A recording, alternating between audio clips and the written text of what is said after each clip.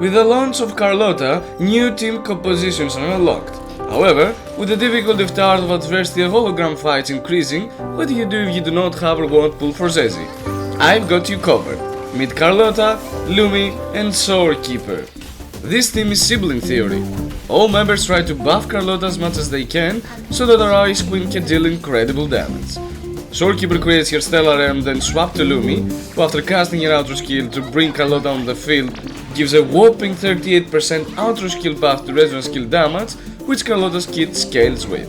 It might not reach Zhezhi's 45% damage boost in total, but it's comparable to it. Still, there are several things to be mindful of for this team to work well.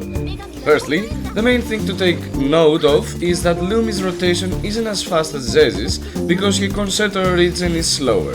Lumi needs a minimum of 10 to 12 uninterrupted seconds to fill up your concerto, so she takes a lot of the field time. This means that each character's rotation in the team must be near perfect if you want Shorekeeper's Stellar Realm to buff every one of Carlotta's attacks, and even if you want Shorekeeper to cast her intro skill.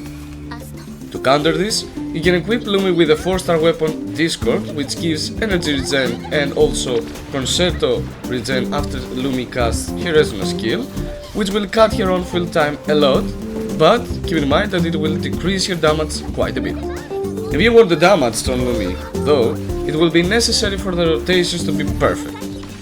Now that we're talking about damage, the team also struggles with clear glacier resistant enemies, and Lumi's damage becomes minor when dealing with electro resistant enemies, meaning that all of the responsibility in the fight will rest on Carlotta's stiff shoulders against them. Lastly, another important thing is that if you don't have enough energy regen on Carlotta, namely 130% and more, her resonance liberation might not be up by the time you swap onto her from Lumi. This costs even more precious time to your overall rotations, and of course, you might lose the Stellar Realm buff of Carlotta's attacks.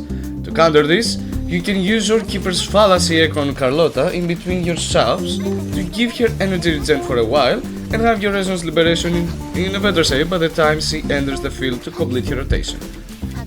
Keep in mind that because of Lumi's long time on the field, though, you won't have Fallacy's buff for the whole duration of Carlotta's rotation if you do it this way. Still, Stellar buffs are more important than fallacies, so it's a necessary sacrifice if you ask me. Of course, having that 130% energy regen on Carlotta can save you from all of this process, but I know that echo substats aren't that gracious most of the time. So, with a lot of training, you can master each one's rotation and be able to counter this issue with skill rather than luck. Now, let's put all of the above to the test and see how this team fares against Crownless in Tower of Adversity's Hazard Tower.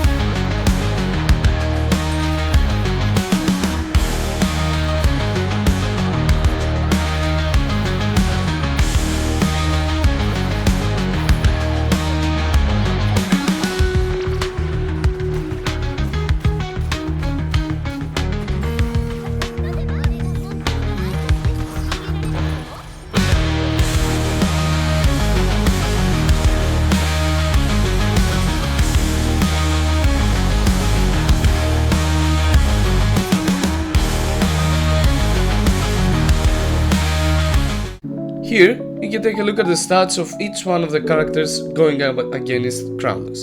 As you saw, Carlotta can do some exceptional damage, but as I pointed out earlier, rotations must be near perfect for her to get Shorekeeper's buffs fall off her attacks.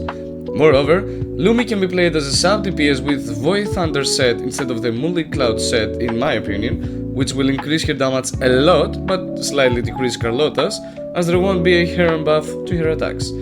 However, keep in mind that you will have a harder time against electro-resistant enemies if you don't run the Multi-Cloud set on Lumi, so it's better to have one ready for her regardless of your choice. So, that's all from me. Comment down below if you try this team out and tell me your honest thoughts afterwards. Till then, peace out!